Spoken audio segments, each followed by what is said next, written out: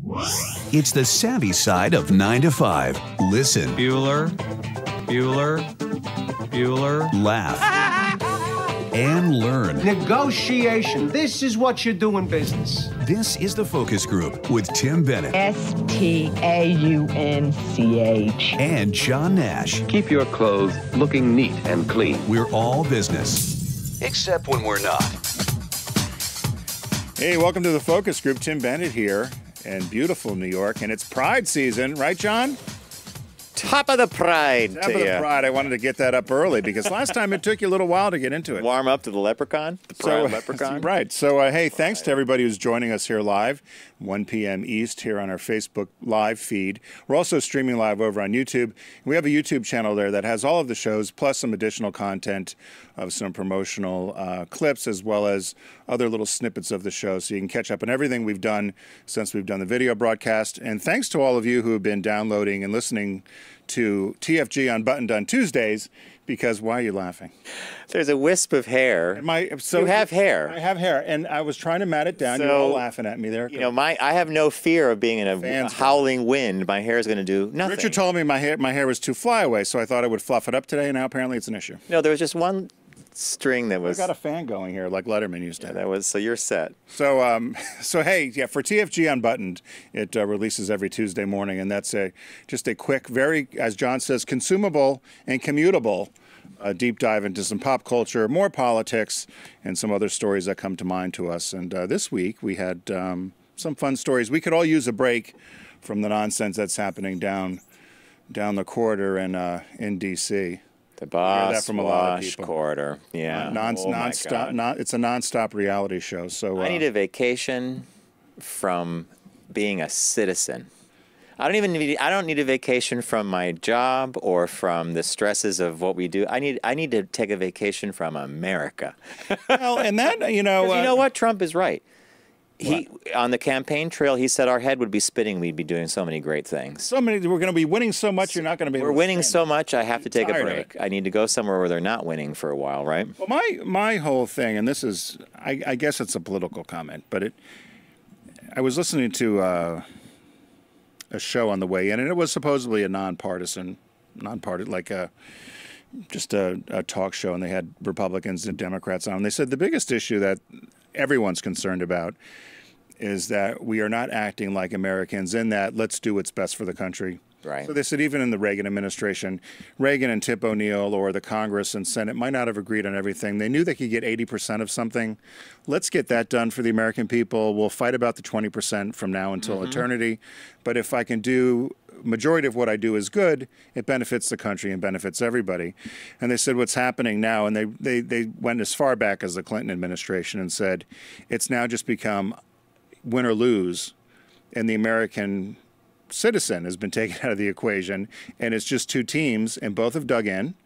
Yeah. And so it's either win or lose at all costs, and it's a shame because... Would you say, you and I watch CBS a great deal, primarily Sunday. I love Sunday morning on CBS because there are human interest stories, there are cool things about pop art and culture, about music, about people you may have remembered from doing something cool years ago. Here's what they're doing today. And I sometimes watch the morning show with Gayle King and Norah O'Donnell. And I think it was Norah O'Donnell said this morning, one of them said it's 200 and how many? 286 members of Congress? Something like that? No, 500 and something. 500. But were they talking about the House of Representatives maybe? House of Representatives 500 and she said they're all elected by people in districts, in states, and they're supposed to be doing the people's work. But this doesn't resemble the people's work. It resembles like, oh, I'm going to please this little crowd over here, the 20% or whatever it is. So I don't know. And then the other thing I will say, because on social media it's blown up, all you people who voted for Jill Stein or somebody else instead of Hillary, tough shit. Because guess what? They're all complaining about Trump. And if you go back and look at the numbers, the amount of votes that Jill Stein got in places like Wisconsin and Minnesota or Michigan would have changed the election.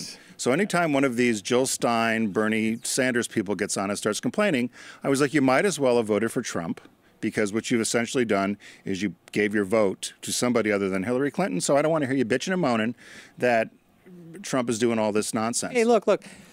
I'd be the first person to applaud if the administration did something positive on fill in the blank, a major problem, like global warming or like like anything. I'd be the first to say, okay, this is great, because you want him to be the president for all the people, right? You don't want the president to fail. You never do. However, no. It's we've said it before. You and I have this discussion a lot. We're two different countries. 100 years from now, it won't be a map of 50 Well, states. that map we were laughing about, I found an article in Business Insider magazine, and Tim, I believe, was familiar with it, because I said, Tim, this is going to appeal to you. And they had broken most of North America, I guess a little below the Mexican border and a little above Canada, into 11 distinct areas. 11 countries in North America. 11 countries. We are in Yankeedom. Yeah. We're Yankees. Don't tread on me. And the Yankee area is very accommodating. We're very welcoming, and also very diverse. And then New York was its own little thing. It was called New Netherlands. Commerce. Well, they don't. You know, the Dutch. One of my first LGBT clients was the Dutch. Dutch? We did a campaign for the Netherlands Board of Tourists. Ever told you this story about? No. So we came up with a campaign, and the campaign headline was "We speak your language." Yeah, the Dutch speak English. Yeah. Whatever language you speak, they're happy if you're spending guilder in Holland, right? You come on over, buy some tulips, get out. I'm serious. They're commerce. They own Unilever, don't they? Is that the Dutch or is that the British? Yeah. So we were presenting the We Speak Your Language campaign, and the head of marketing, who was from Holland, I think he lived in Maastricht, was in New York, and he's sitting there, and he was a super funny guy with a wry sense of humor. He said, John, he goes, I love this campaign. I love this campaign. But have you thought of the following headline? And he holds up his finger. Now, you know, this goes back to 1991. Right. It was already kind of dicey to be gay in business. I think a lot of people forget this. Like, this was not the, you know what I mean? And he goes, I think we have a headline for you that we want you to explore. He goes, it's going to say, we don't care who you fuck, just come. And he goes, and we can spell. And I'm like, I get it. I know how you want to spell that last word. So I didn't say that, but that was going through my mind. And there's dead silence in the room. And then all the Dutch break up laughing. And they're pounding, they're laughing. Ha ha, yeah, we got you. Desk. And then he goes, this is approved. I love your campaign. It's fantastic. And then that was that. I am fascinated with language. So I just last week went on, because everybody says Dutch is like English. So I thought, well, they said it's easy, hard. you know, Dutch, like, German, English, whatever. So I thought, well, I'll listen to it and see if I could pick anything up. Well, of course, nothing. So, but it reminded me, I was on a flight, one of the last flights I took in my former career at Subaru. I was flying on Lufthansa to Washington, D.C. I was with Rob Moran. You remember Rob? Mm-hmm. And the flight attendants were giving the instructions in English, German, and then they were giving it in Dutch. Yeah, because you said KLM? Yeah. We're all Dutch. No, it was Lufthansa. Lufthansa, okay. So the man across the aisle from me, every time the flight attendant starts talking in Dutch, and he's boom, boom, ringing the bell. So I was like, what's going on? Flight attendant, the little light goes on. So the flight attendant comes over and he says, why are you doing the instructions in Dutch? And she said, well, you know, with the carrier, we look at the load and the 3 top languages. So if it was French, it'd be, you know. That's smart. Okay. She says, we have Dutch, Americans, and German, so we're doing the 3 languages. He goes, not necessary. The Dutch speak German and English. Do something else. So was this guy American? Yeah. Or what? Okay. And I'm dying. And so she says, no, this is what we're doing. You know, got her accent. And so this guy, the whole trip, he did a bunch of antics across the Atlantic, which were hilarious. But every time, then she was full on Dutch. And every time, he goes, I want you to poll all the Dutch passengers here and find out if they understand English or German. Why don't you do it in Cantonese or something? He's throwing this out to her. So every time she gets on and starts with her Dutch, he's yelling, show off! The guy just showing off. Were people laughing? Oh, yeah. But he was dead serious. Oh, my God. But he was complaining about it. I mean, someday I could write a whole blog about the trip with him across the Atlantic. Everything from the wine service to the food service, nothing was correct on Lufthansa. It was show off. Show off, he's screaming. And he goes, you know, the Dutch all speak German and English. They don't need to hear this 3 times. He's telling fellow passengers this, right? Like, whatever. Hey, later on in the show, we've got the show. We've got LGBT influencer and founder of Pink Banana Media, and we've got a social hashtag ILoveGay. Hashtag ILoveGay. Which is funny because it's almost like that old Nissan campaign where it was hashtag I love gay family, I love gay business, I love gay history, whatever. So Matt's going to come on and talk to us here in the Skallerud. Matt Skallerud in the depths of pride, and he's one of a handful of people I think that have been in the trenches with giving legitimacy to the LGBT market. I think you and I are counted in that group. And adapting not only to the market, but to the changing landscape of how the message gets out. Right. The media has changed so much. It's staying. Yeah. It's staying power. Staying power. So we'll get into our pride discussion and talk pride. And then we have a very funny shop talk. Yeah. I think we have two different points of view on it. It's about gossiping. So you found it. Yeah, I found it in, was it The Atlantic? Yeah. Yeah. So someone put research behind the notion of gossiping, and we'll just leave it at that. And that's what we'll leave it at that. Yeah, so I'll tell you my opinion when we get to that. Okay. In the show. So you gotta hang in to get to Tim's opinion when we get to the gossip. Yeah. So what caught your eye this week? What caught your eye? Here's what Tim and John found. I've been trying to, as you noted at the top of the show, I've kind of I feel like an ostrich lately. I want to put my head in the sand and just wait for some of this stuff to pass by and then poke up and say, oh, okay, the sun's out again. So I've been looking for things that are kind of fun, and I would almost say nonsensical. This first item is something, when I had my, I like having, does everybody like having toys on their desk? Guys in the booth, we have John on video and we have Garrett on audio. These guys are fantastic. They bring us to you every week. Of course. Oh, you got toys. Okay. Oh, what do you have? Like action figures. That's like a duck. He's got a little metal statue. It's Rick from Rick and Morty. Rick and Morty. Yeah, that's a great cartoon. So I like desk things. Like, and when I owned my two agencies, a lot of my clients knew that I liked having stuff to play with on the desk or toys, or it would usually be a spaceship or something. So I'm going through. I'm reading some blog, a consumer, like a gift thing, and I come across this strange thing you could buy for people. A miniature cinder block kit. And it comes with mortar. Wait a minute.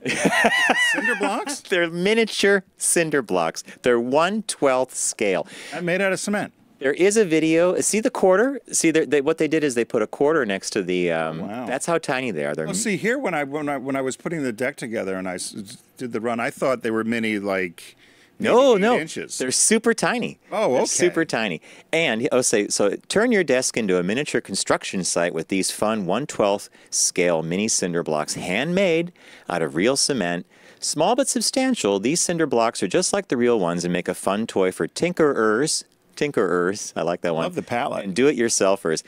The palette, by the way, doubles as a coaster. Oh, what a great idea. So, what would you make? Well, here's their suggestion. Build a mini pen holder. So you could build like a little pen cup or something. Use the palette as a coaster or discover many more uses. Decorate your desk with a fun conversation starter.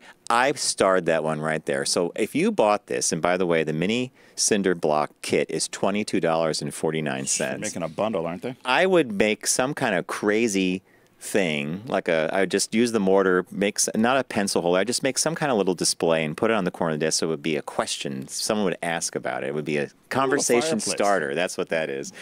So that's my first one, and I just thought it was one of those daffy things. And the second one is a headline reads, and Tim, you're going to appreciate this, people are praising this state trooper who pulled over a slow driver in the left lane. What do we always say about driving? If the left does anybody remember driver's ed? Did anybody take the class? There was one today. I almost ran her off the road. It's inevitable. I'll stereotype. You pass on the left, you travel on the right. You pass on the left. I could repeat it till the end of the show, and no one will remember. An Indiana State Police trooper who tweeted a photo of a vehicle he stopped for driving too slowly in the left lane says he's overwhelmed by the widespread praise he's receiving online.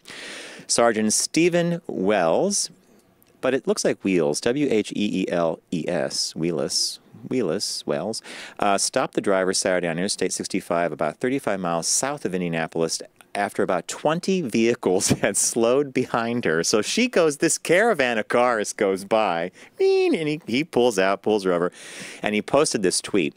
I stopped this vehicle today for a left lane violation on I-65. The driver had approximately 20 cars slowed behind her because she would not move back to the right lane. Again, if there are vehicles behind you, you must move to the right lane to allow them to pass.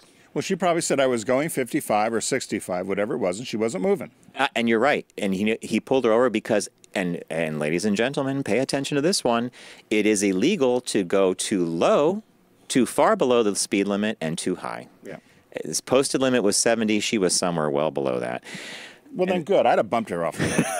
So Troy Aikman, a whole bunch of people saw that tweet, loved it, and then there's a whole bunch of people who want him to move to their state so he could start pulling the left-hand driver, the left lane driver. You and I see this all the time on the road. It's very frustrating. I think it's dangerous, too. I've said, and if I have a terminal illness, you'll know, because the thing I'm going to do is I'm going to buy an old dump truck snowplow.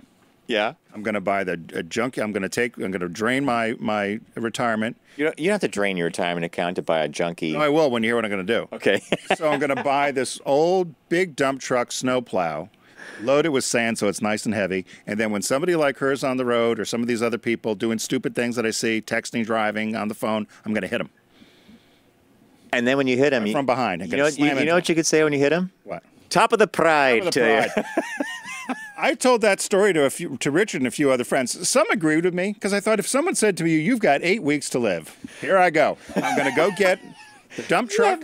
Have you really thought of this? If you have 8 weeks to live, you are going to be 8 weeks to live. I'm going to give some money to my brother and a few other people that need to have some money. You give some to me too. Maybe. Okay. And then I am going to buy a big old dump truck with a snowplow, heavy snowplow, and I'm just going to ram people that do stupid things on the road.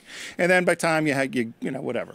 Just for all the listeners out there in Facebook land or YouTube, or if you're listening to us on a podcast, I've known Tim since I was a sophomore in high school, frog dissection biology class. I was the nerd, he was the jock. This is news to me. Really? I have never heard you bring up the dump truck story. Oh, I've had that in my mind for a while. This is okay. I like that one. That's a good one. That caught my eye too. I'm sick if a dump truck comes into your.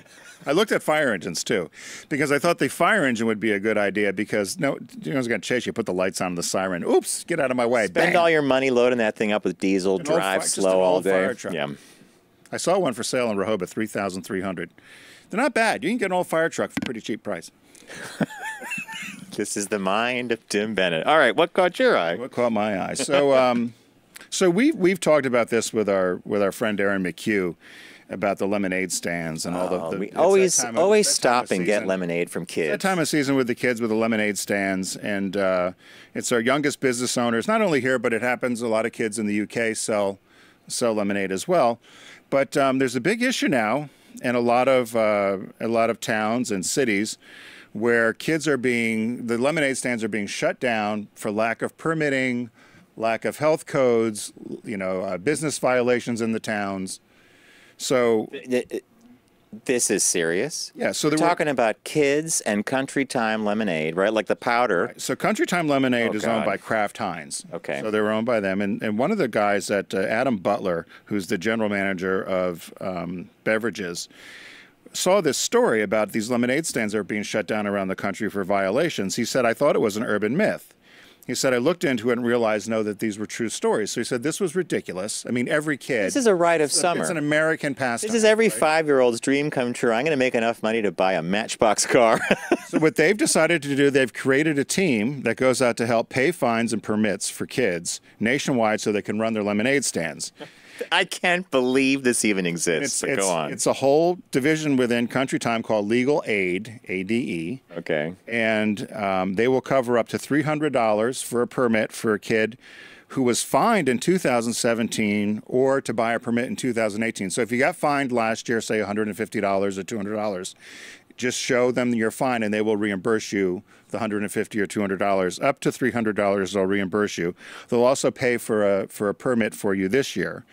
And there's a video on YouTube for Country Time, and they said every time that gets shared, and so we'll post it to our site, they'll donate $1 to the fund. Country Time will donate $1 to the legal fund to pay these kids fines and legal fees.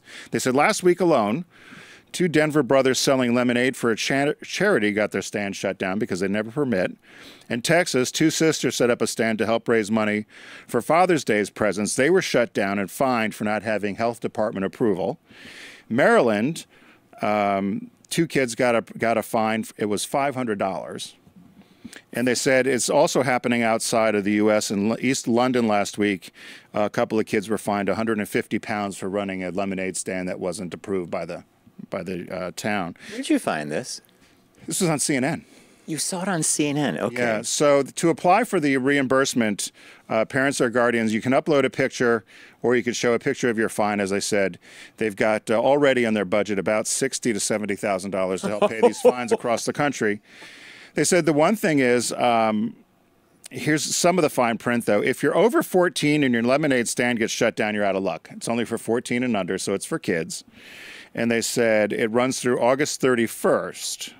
But they said that depending upon how much money is left in the fund, that if for whatever reason you're in a warmer client and something happens after August 31st, they'll still retroactive the Man, the I pay. tell you, I'm kind of disappointed. It's a great, ridiculous. Thank you for this, Tim. It's a great story. But I love it's a company doing a great thing, which I thought Talk about smart marketing. Yeah. When Tim was talking about the Lemonade story, there was a picture up of a bunch of people in double-breasted suits, and women and men. And that's the Country Time crew. That's the team. That's the Legal Aid team. I was going to say that they look like lawyers, and one of them actually looked a little bit like David Letterman off to the left with the beard. There, the one with the double-breasted gray suit looks a little bit like. But I love how their posture. So if you're listening on the audio feed, all these adults are behind this little girl with the stand, and all their arms are crossed in that defensive. We're here to save you, kids. You're not our friend. We're going to help you. Yeah. Well, there were some great pictures. I didn't include them in the deck, but it was really pretty cool. There was a great picture. There was a picture of Bill Clinton at a lemonade stand with some kids. There was a picture of George Bush, both at lemonade stands. One with Barack Obama at a lemonade stand. It's just, come on. What's the kid making? $3? I mean, it's we all know the joke. The parents spend way more than the kids do to have them out there at a card table. When I bike ride upstate, every time I see kids, I stop, and sometimes I don't. It's warm. It's sticky. You drink it, you move on, and they're so happy. Like I think it was 2 weekends ago. Maybe it was Memorial Day weekend. I went by a stand, and they're waving, and I stop, and I only had like a $5 bill. Oh, make change. And they made change, but I said, you just give me $4 back. No, and I said, no, it's because you guys are out here, and it's a holiday, and they were so. And then one of the little girl runs away with like the dollar she just made to show her mom. Now think about shutting that down. Yeah. Oh well, it's crazy. What the funny thing now, though, I was in Home Goods the other day. And they've upped the game again now. So now again, that people have caught on. You can buy these lemonade stands now. They're selling. They're like $100, $150 for the table with the pop up. It says lemonade, and it's got a little. The charm was making it. Yeah, which it needs to be made. Yeah. But anyway, so that's that was that story. Our business birthday today. Everyone does celebrity birthday greetings, but the Focus Group is the only show in the universe that celebrates business birthdays. This is one of these that could go on for a while. Do you know Pierre Omidyar? I only knew him because when I looked at the deck before I sent it to our crack crew in the booth, I saw that what his association was, but I would not have known. No, I never knew his name either, and I actually did look up how to say his name, Omidyar. He was Persian, born in Paris. He was actually born Thursday, which is tomorrow, June 21st. He's 51 on Thursday. He's an American billionaire, entrepreneur, philanthropist, and founder of eBay. He served as chairman from 98 to 2015. He became a billionaire at the age of 31 in 1998 when they did their initial public offering. And he and his wife are well-known philanthropists and people who give back to not only nonprofits but help move public policy. And they go through a bunch of different. He's one of these guys you could probably do almost a special on.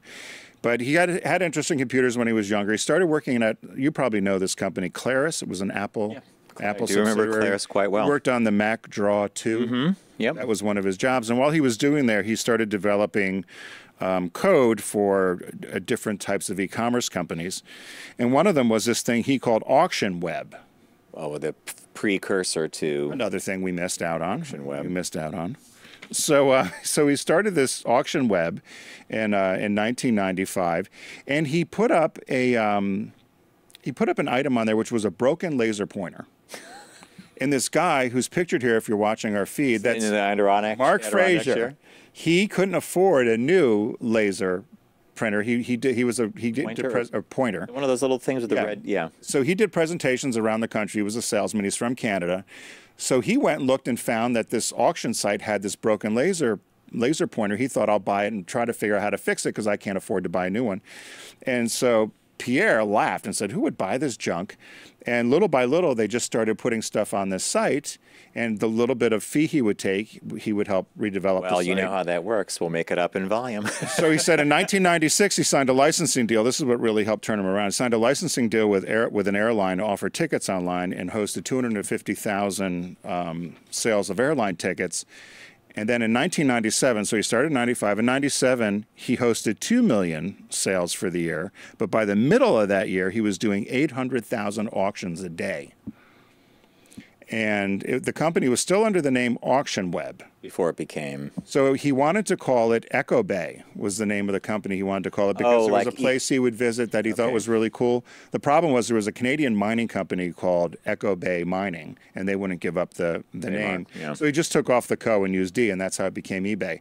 Now, I always thought it was because it was electronic or something. Nothing to do with that. So it came from Echo Bay. Echo Bay. Take off the co. The co. Because it's the Canadian mining company had it, so it became eBay. And then the other quick thing was he ended up hiring Meg Whitman, who we know. So I recognized her from the picture. President, right? And he took over he handed over the running of the business to more professionals, quote unquote. But he sold when they did their public offering. He had 178 million shares worth 4.4 billion. There was a myth out in public that his fiancée wanted to trade Pez candy dispensers, and that's how the company started. But that was all fabricated by a marketing PR company because they thought the broken laser pen was not a good story. I remember the Pez story. So they came up. So this marketing company came up with the Pez story, thinking that was sexier than the laser pen. Fake news. Fake news. So anyway, he lives in Hawaii now. He's worth about $10 billion. Happy birthday, Pierre. Excellent business birthday. He's never crossed our radar before. No. Now, see, just last week, Tim said to me, we were wrapping up. We did the show. We went home. I did some work. You called me the next day for a conference call, and you said, boy, these business birthdays are getting hard. They are getting hard. But here, gold. Well, and it's tomorrow, so it's not today. So sometimes I try to keep it sliding. You should be able. You should be allowed to go 3 to 4 days, I would say. Yeah. That's what I think. So, hey, if you're a fan of our show, and if you're not, you're going to learn right now. We're one of our partners here is Deep Discount. We'd like you to go to focusgroupradio.com and click on the Deep Discount logo and start. That shark. As John says, they have a summer-wide sale going on right now, and it's a great time for you to enhance your library for things you loan to people that you're never going to get back. You know that's how it works. You're not getting it back, so buy it again. Continuing with my June theme, I was picking the top movies of the 20th century for me to add to my collection. And top, I said LGBT, but they're really probably gay camp films, is what they've ended up being. Yeah, well, you've chosen classics. So, yeah. But I'm not so sure it translates to the B, the T, the L. I'll take care of that. So the first one I picked actually is a twofer. This one could be in both categories, Sunset Boulevard. Oh, totally. A twofer, right? It was just re-released last year in 4/25. It's a 1950 film, only 110 minutes, which I love. Gloria Swanson stars in it, and she gives a performance as a fading silent screen star, wants to make her comeback. Max. And William Holden is this, kind of destitute screenwriter. My friend Steve Dilworth summed this movie up best. He goes, she thought she was going to go back to Hollywood, but they just wanted her car. Remember that? When they drive that big old car onto the lot? Yeah, it's a wonderful movie. It's a fantastic movie. You can get it, which is unbelievable. You can get it in DVD form for $8.06, or the Blu-ray for $9.45. Get the Blu-ray for another $1.31. Get the Blu-ray. Or get them both. They're both so cheap. One fun fact about the movie. And give a copy away to a friend. Right, because somebody's going to take it anyway. So instead of Gloria Swanson, they initially wanted Mae West to play the part. I had read that in a film book once. I can't imagine Mae West. Well, they said she was going to make it more comedy, and she wanted to change all the lines, and they're like, no. Oh, no. Gloria Swanson took it like she played it straight, like she's this star, yeah. And then the other movie that's a favorite of mine, a John Waters movie, is Serial Mom, which you can get on Blu-ray. It's right now it's $21.04 40 cents on Blu-ray, which is a little, you might say it's a little steep, but it gives you all the commentary from John Waters, which is outtakes, I hope. Right, and worth its money alone. But Kathleen Turner plays this kind of very devoted suburban wife who... Yeah, devoted to things like you can't wear buckskins. And has a killer instinct. Yeah. And, when she spots that woman wearing the white bucks, it reminds me of the time Martha Stewart looked and saw the bread plate, that same look. Real, laser beams. Are we having bread tonight? No, remove them. Dare you do that? So Kathleen Turner was great in that film, and it really is the prank phone calls I love, and the whole thing is just so high. Split screen because she's on one side of the screen. 9, 2, 2, 3, cops are lying. It's a brilliant movie. Yeah, she terrorizes the town, so you got to get that one. Good call. Yeah, just one quick one about her. Kathleen Turner said, "Can I bring my best friend to come watch us film?" What did John Waters said, "Sure." It was Sandra Day O'Connor, the Supreme Court Justice, came for the whole day. That's a great piece of trivia. The other one was the ASPCA refused them to kill. They weren't allowed to kill a fly. There's an opening scene where they go to kill a fly. Right. They had to use a fake fly. I didn't know the ASPCA went down the food chain to insects, but that's worth knowing. So which two did you pick? So I took care of the gay side. Uh-oh. And I did it through one of our loyal listeners who's probably watching right now from Florida, our listener Rob. He sent me a very helpful... Now, John, I think I included a screen grab of this. So Rob sent me a note, and he said, hey, this is for you and your husband. He uses an app called CLZ Movies, and that's how they keep track of their movies. And you scan the barcode, and it builds it builds a library, so you could just scan through your phone and figure out the films you have. So he did a screen grab of the thing, and I fell in love with some of the movies he likes. So Beautiful Thing is the first one, and that's the first movie I want to recommend. It's a wonderful British film about two boys who discover they're gay. They live in like a project outside of London, or maybe it's Manchester. Bob and I saw that back when it first came out, and it's one of those movies that when it came out in the 90s, like early 90s or mid 90s, it kind of confirmed that other people, it was one of those really good, and by the way, Mama Cass figures all over the soundtrack. So then I'm looking at some of the other pictures he has. One of them is that Black Hole movie. That's Disney. That was Disney's answer to Star Wars. And the Black Hole, by the way, was kind of like a weird version of 20,000 Leagues Under the Sea in space. But right next to the Black Hole, the Birdcage. Oh. A great remake of La Cage aux Folles starring Robin Williams and Nathan Lane and Gene Hackman and Diane Wiest, as well as Hank Azaria. And many of you know Hank Azaria as the voice of Apu and a whole bunch of the he's great Simpson, in that. Yeah. He's great in that movie. He plays Agatha. I forget his character's name. Agador, Spartacus. That's it, Agador Spartacus. And Christine Baranski's in it as well. So thank you to listener Rob for recommending the app, for sending the screen grab. He has some good boy movies in there too, like Boy Culture, Boys in Briefs. Boys Don't Cry is actually good. And then look, The Breakfast Club. How can you? So Rob is kind of our listener for us because we like these movies too. It was Chesty Morgan and the. So Birdcage and Beautiful Thing. Weapons. And Beautiful Thing. And then the new release this week is Pacific Rim Uprising. Now, did you see the first Pacific Rim? Well, initially I thought it was Asia's reaction to Trump's tariffs, but it's not. No, instead it's about these giant robots called Jaegers that are driven by two people, and they kill creatures that come from a different dimension. Did you see it? Not this. I saw the first one. And the first one, can I just say, I was so inclined to not like it, but it's just this fun. It's almost like movie. Godzilla. Because it's the monsters fighting monsters. So I highly recommend the first one. And I haven't seen the second one yet, but I can tell you that Finn from the new Star Wars trilogy, John Boyega, the actor, stars in Pacific Rim Uprising. So, cool. Let's recap for everybody. Tim picked Sunset Boulevard and Serial Mom. And thank you, listener Rob, for directing me to two of my favorite movies, Beautiful Thing and The Birdcage. The new release this week is Pacific Rim Uprising. Remember, it's a site-wide sale at deep discount. It's like 25% off everything, I think, right? Almost everything. Everything. Wide. In fact, we say everything must go, and Garrett says... Thanks, deep discount. Very well done. All right.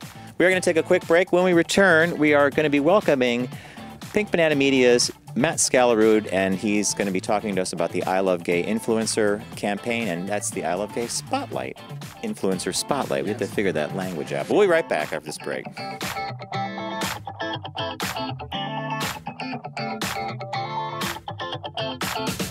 Brought to you by Volkswagen. Visit VW.com to learn more.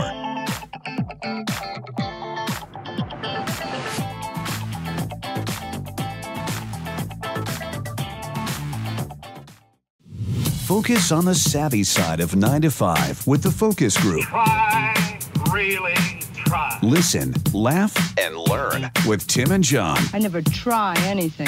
I just do it. Hey, welcome back to the Focus Group and the Blue Shirt Club. It's Tim Bennett here with my good friend and co-host John Nash, and joining us is Matt Skallerud, and we're all in our blue shirts. Now, we said no green. We said no green, John and there was no. Usually don't. There was no. coordinate. This is an accident. Usually in a and little this is suit. a total accident. But we all look great, and we all look svelte. Blue Shirt Club. Blue makes us look thin. So that's what we're going to do. So, Gorgeous. hey, Matt Matt does Gorgeous. a segment with us quarterly. It's an influencer spotlight. And so we had him join us today here in the depths of Pride, I guess. Happy Pride. Top of the pride. Top of the Pride. to you. John's the Pride Our leprechaun. Leprechaun. Leprechaun. What did I say? Every week you say leprechaun. Where did I get that from? It's leprechaun. And you're just fixing me now? Well, I fixed you last week too. Did I say leprechaun? Last week too. Yeah, it's a tick. Don't worry about it. Don't worry. No, Let's I'm focus mortified. on that dump truck you want to drive down the No, highway. I'm mortified. And ram into people. You know, before we started, Matt, we had said you're probably among Yes, the three of us, a handful of people who have been in the trenches since I would say the 90s, late 80s, early 90s, and trying to legitimize the LGBT consumer.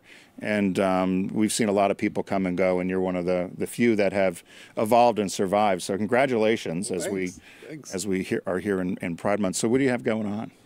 It's just Pride is crazy right now. Is it? It's just, especially with everything I'm paying attention to, trying to look at Instagram, Twitter, see where it's all at.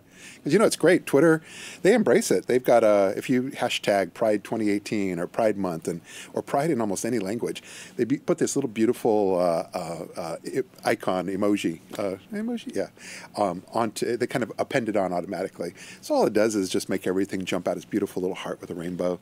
I'm noticing, specifically in the digital space, I'm noticing a lot. Like, so I'm seeing a friend for lunch tomorrow, and I had to make a reservation at a restaurant. I went to OpenTable.com. Yeah.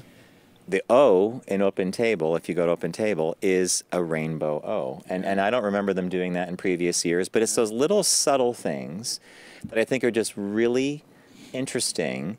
And I'm wondering where that comes from. Is that internally driven by some of these companies? Yeah, it's just Pride Month has really taken hold as like a cultural phenomenon now. And so whether it's Twitter embracing it with their style, Instagram doing the same, where they put like a rainbow hue across the word prides and all things LGBT.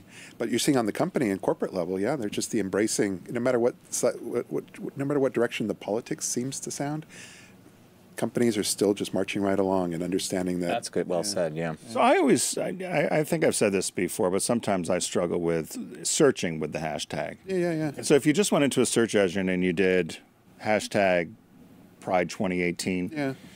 So how does it aggregate what gets brought up, or is it just all in time? Is it done in time, or is it done on popularity? Well, the search engine's not. Google's going to just show you that Twitter and Instagram have a page that summarizes it. So that's a quick and easy way. Type in Google hashtag Pride 2018. They'll give you a top link to Twitter. Click that. Now they're going to give you all the top conversations, just the same way that Instagram will give you all the top photo uploads over the last few months that are based on that hashtag. And then from there, that way you get to see the most relevant, not just everything that's thrown out there. And that's primarily where you're seeing companies truly embrace Pride is through they put a hashtag together for their campaigns and they go to town. Now, is anybody using, first, are you yourself doing this, but are you using the Instagram story feature? No. I find that. And what, can you tell us what a story is? Because I've been trying Instagram? Yeah, it's a series of posts that are linked together, or is it one long one that I can't really make my... I'll probably butcher it myself because it really comes from that, I would say younger people use it more than anything else. So it's a collection of things? But it comes from Snapchat. Just Snapchat was doing that, where Snapchat made it so you can, kind of almost turn your life into a series of photos, but you can really like customize them and put little messages on it and so forth. And hashtags, of course, now work because once Instagram got a hold of it, they started to kind of take it to another level. And sadly for Snapchat, they seem to be beating Snapchat. Yeah. And so, but now you've got these these influencers that are creating these stories, and then they put little hashtags on it, and they tag people in those, and then they'll kind of Instagram will kind of naturally stitch those together, so you could sort of see what somebody's doing with them. I was just wondering if any influencers or any companies were using that that technique or the story technique to do Pride stuff. I guess maybe it doesn't matter. That's just a way of grouping posts and pictures or something in hashtags. But they only last like 24 hours, and then they're gone. So it all I didn't know that. disappears. Okay. Yeah, the whole stories world kind of disappears. That's even on Instagram? Yeah. Oh, I didn't know that. I thought that was okay. So it's all much more of an immediacy. People use it because they're seeing what are all my friends doing now. Now, Yeah. okay. If you miss it, you miss it. You really miss it, yeah. So, and that's always been life. But So that's one world. The digital actually mirrors the real world. If I didn't see that party, I didn't even go to that party. Isn't that a business struggle? Because if everybody was using, we'll just use the example of 2018 Pride. Yeah. And obviously some tweets they're going to get more traction than others. Yeah. And so how do you go to the next level down to say, okay, I don't want to be, if there's 10,000 people using 2018 Pride, how am I going to get seen versus... Differentiation? Yeah, because if you're McDonald's and Burger King's using it or all these other people are using it, how do I get to the top? Is it just volume? No, it's well. First, the upside is that most they're not going to use just. Let's in this case use Pride 2018 because that's generic. It's more like a Walmart compared to being able to really drill down into your niche. Let's just take for example New York City Pride. So New York City is now going to have pretty much you'll see that people are using both hashtag NYC Pride and hashtag NYC Pride 2018. For prides, that seems to be the two. People just use them intermittently. So if you're McDonald's or you're any company that's here in New York, you're going to use those first because you really want to focus on being seen within the exact Pride that you're a part of. But if you have to throw on, you have some room, hashtag Pride 2018, you're just going to tap into a wider audience. And if your tweet has really taken off or your Instagram post has taken off and you've got a lot of comments and likes, then it's going to rise to the surface on all those.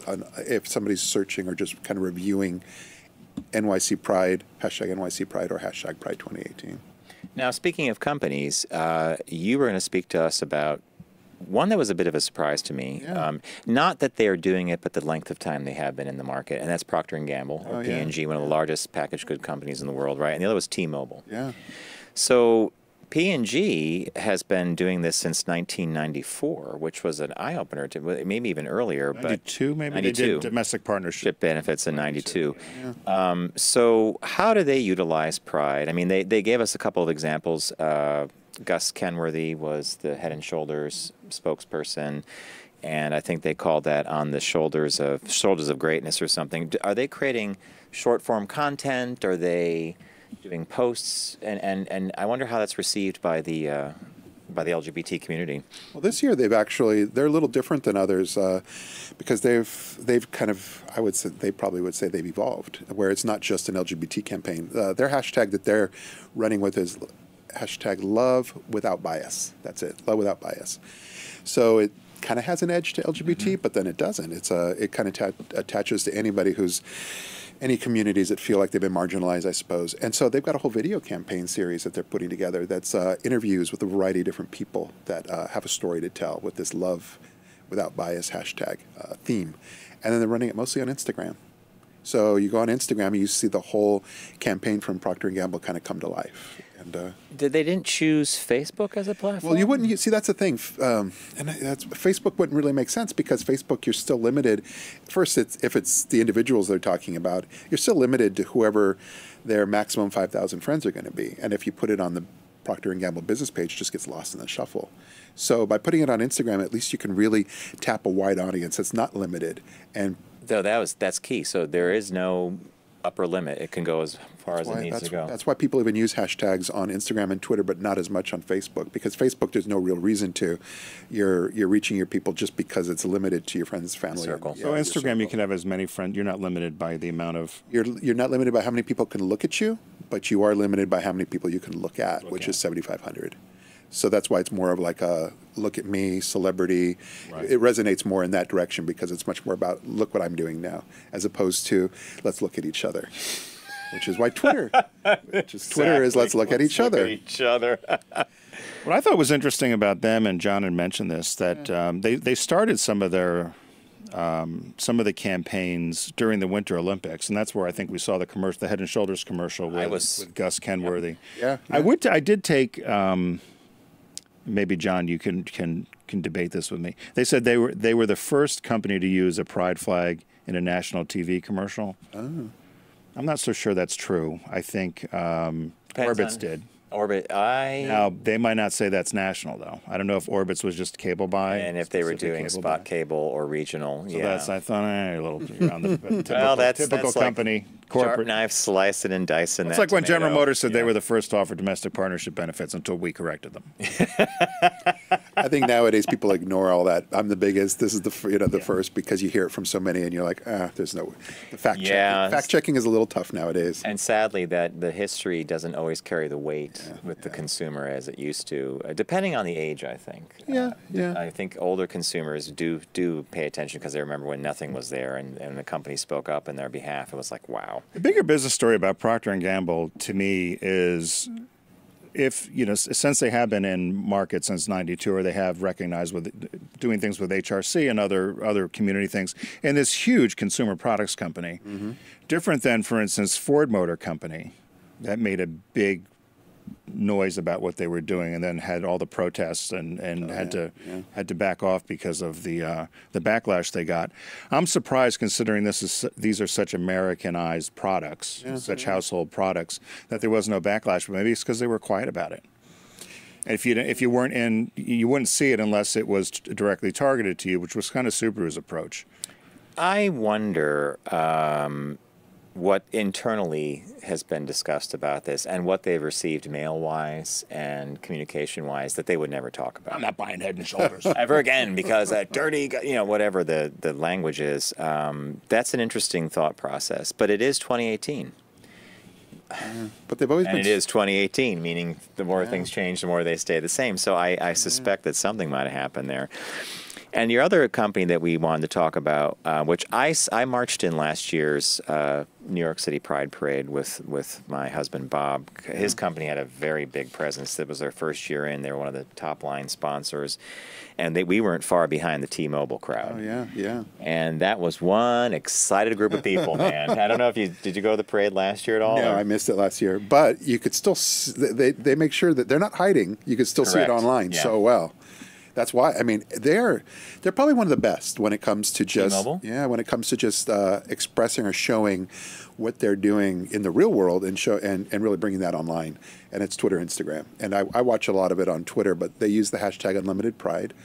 They get their staff from all over the country on board. They must have some sort of alignment training that says, this is what we're doing, this is our message, and they are behind it. And so you see these people, and they just take incredibly great photos of everybody out with their T-Mobile Unlimited Pride shirts, and they're in Seattle Pride, and they're in, you name it, whatever Pride, they're out there, and they're really sharing it. They're sharing it. And what you're seeing also is that it does come from, whenever they share anything, you notice that it may be someone working on his behalf, but their CEO, I don't know if I say his name right, Jean Legere.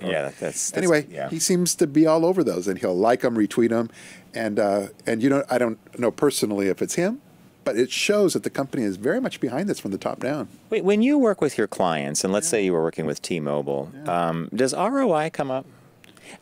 Because I don't. Is there really a way to say what is the return on this investment? These are not small investments. To be a big Pride sponsor here in New York City could be $250,000, 100 something. I don't know what but it's not cheap. Yeah. Or is that not a concern? Or is the buzz and the social discussion the more important return on the investment? Well, now they probably get two different areas that they can monitor, because when they're at Pride, I'm sure many companies have some sort of activation measurement system. So they're just trying to figure out how many people were we able to sign up. And so every company is different, but I'm assuming T-Mobile and others have some way. Oh, you mean like they're handing out little 10% off or something that the consumer could use that they would say, I track that to that Pride event. Or I know when we used to do events or corporate events, you would look, and you guys will know the number better than me, but just for quick math, how many people really watch the New York City Pride Parade? Oh my God, I don't know. 1 million? Yeah, it's a huge parade.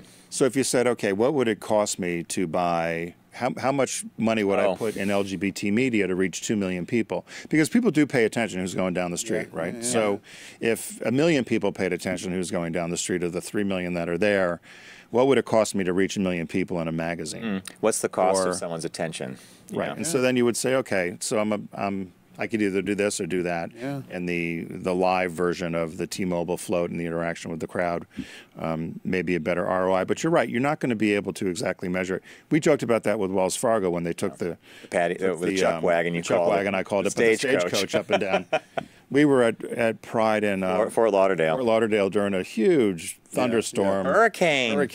And we were just finishing a broadcast for the bar we were at, Georgie's Alibi, was it? They were serving us Long Island iced teas. We don't really remember. I've had those there. Yeah. In the bell jar thing. You don't really remember what we talked about. I know vodka people were behind with their outfits all just dripping and wet. But here comes the stagecoach. Here comes the stagecoach. Like they dragged that thing up from Pride to Pride to Pride. Yeah. And it's everybody hoots and hollers and screams when they see it. How do you say, what do I get out of that? I think I only asked that because we're put in these positions, and Matt in particular, because you're interfacing with your clients. What am I going to get? Yeah. And you have to kind of thread that needle, I guess, and say, well, you might not get this, but you're going to get this. But social's now so much more measurable than it was before. And so, banner ads typically used to be how many people saw the banner ad and how many people clicked. But on social, you see how many people saw your post, how many people clicked, but also how many people engaged with it, either liked it or shared it or retweeted it. Okay. And all that becomes part of an equation that can be measured as well. And then if there's going to be use this coupon code or whatever, that's all doable also.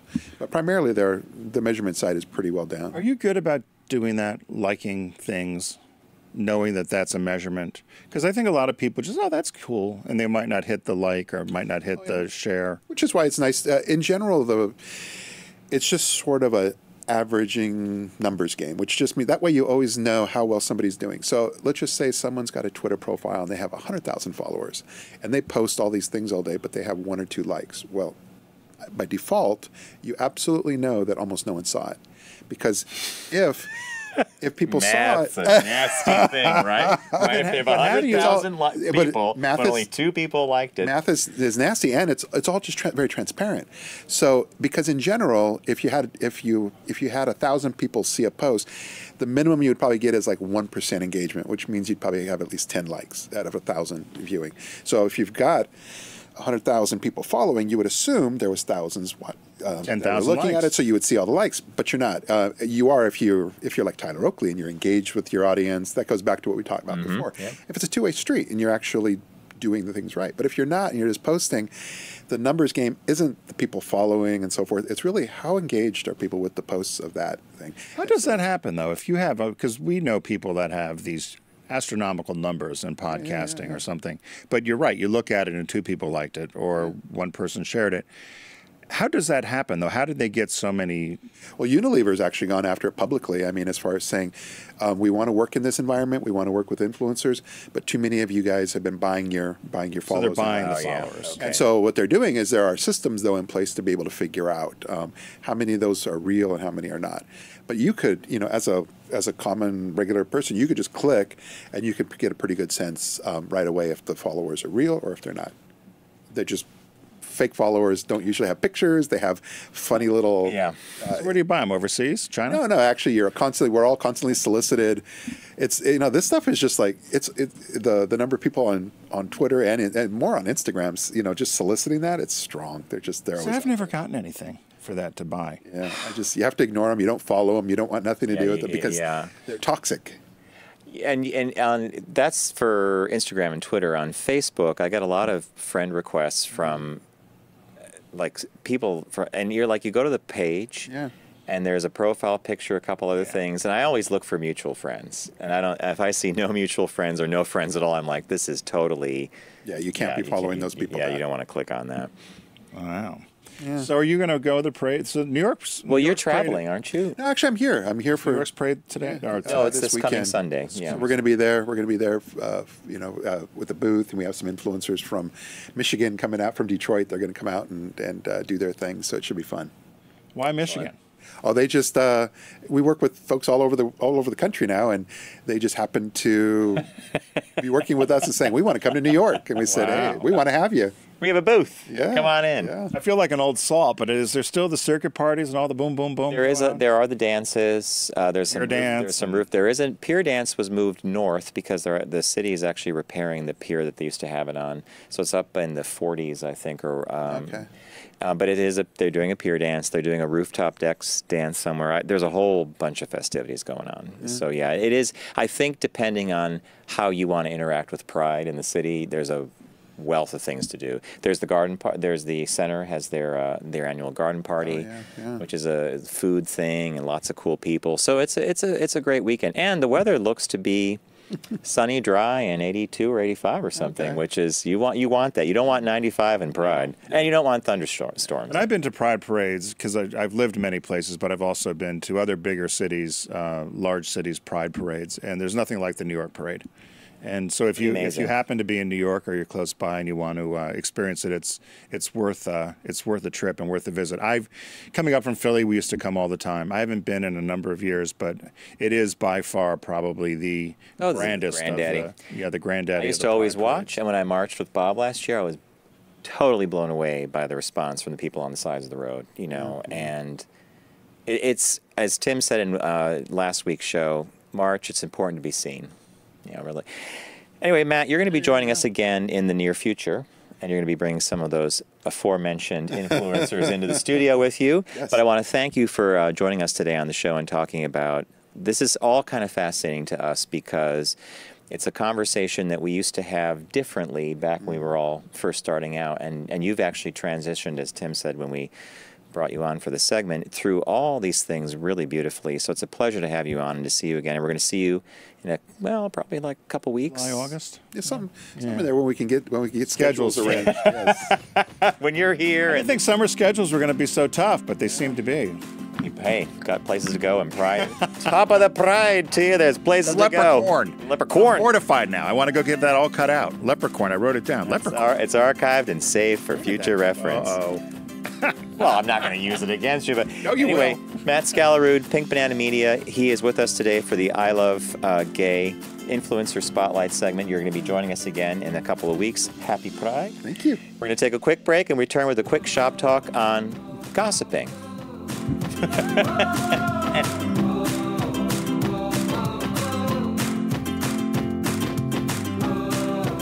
Brought to you by Volkswagen. Visit VW.com to learn more.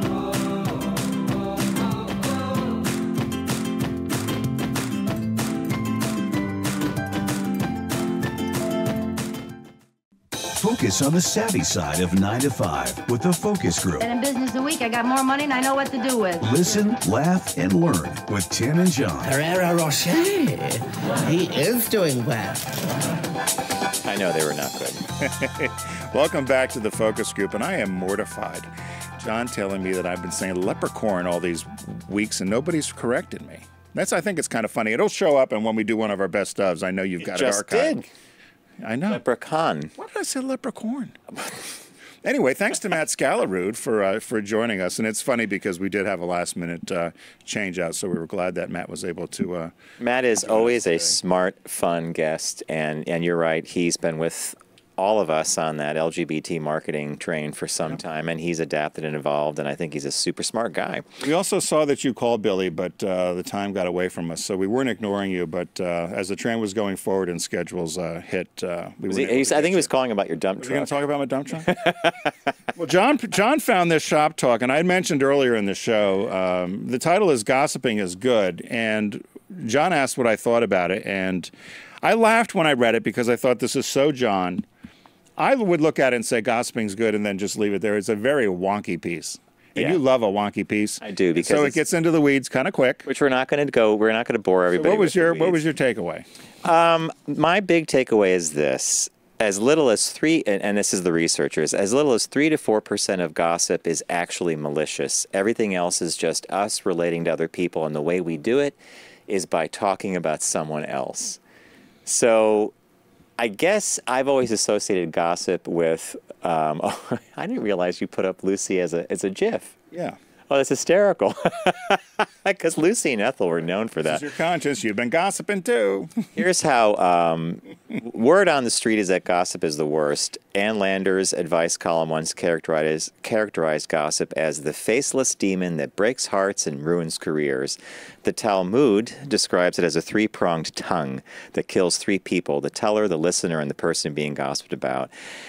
And Blaise Pascal observed, not unreasonably, that if people really knew what others said about them, there would not be 4 friends left in the world. So I think we associate gossip with negativity and negative comments, but the researchers basically said that they categorize gossip as anything that you talk about someone else with someone else. It's about a bonding thing. It makes you feel closer with somebody. The other thing... So before we came back from break, Tim said, we're setting up, and Tim looks at me, puts his glasses on, and goes, all right, I'm going to summarize this for you. Gossiping's good. Gossiping's good. Done. Goodbye.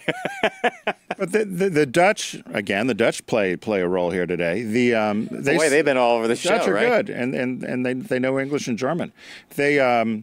Their research said that it helps people, when you do gossip with somebody, it helps you reflect on yourself.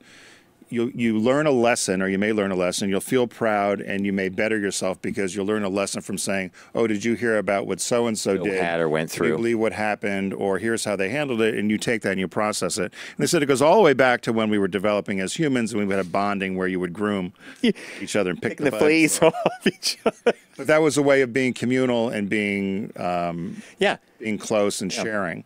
And so I was happy to see where it said, because we do all gossip. I'm sure I get gossiped about. I don't think about it because trust me, we can't think about it. Can't think about it. But I was interesting because I did think, generally gossip is fun sometimes, and you're right. It's probably 3 or 4% of it might be malicious. Yeah. Otherwise, it's just they had a real wonky. Tim was not kidding.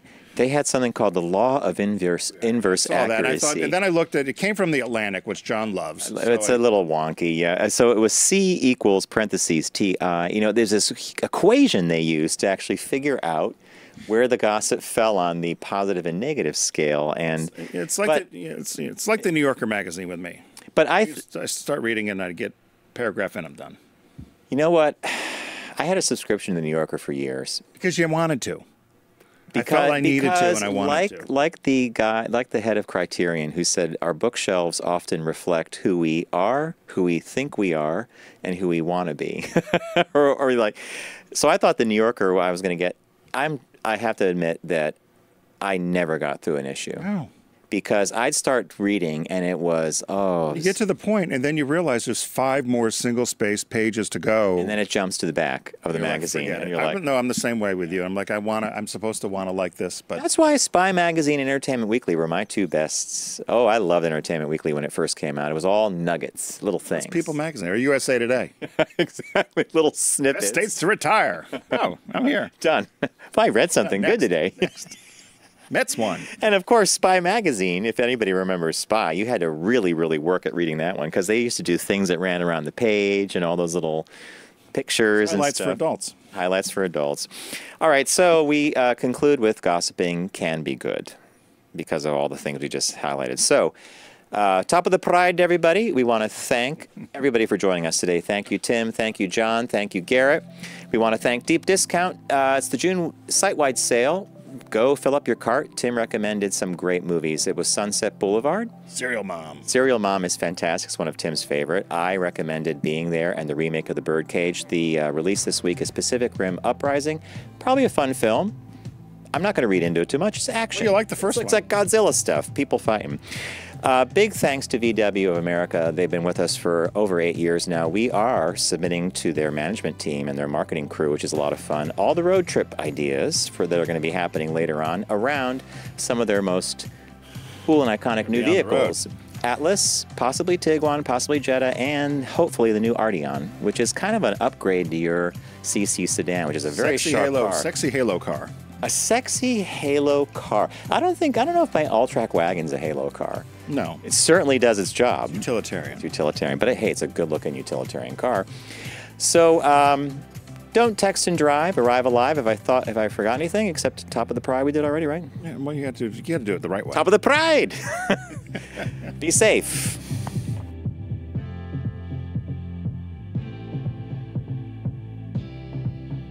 It's the Focus Group with Tim Bennett and John Nash.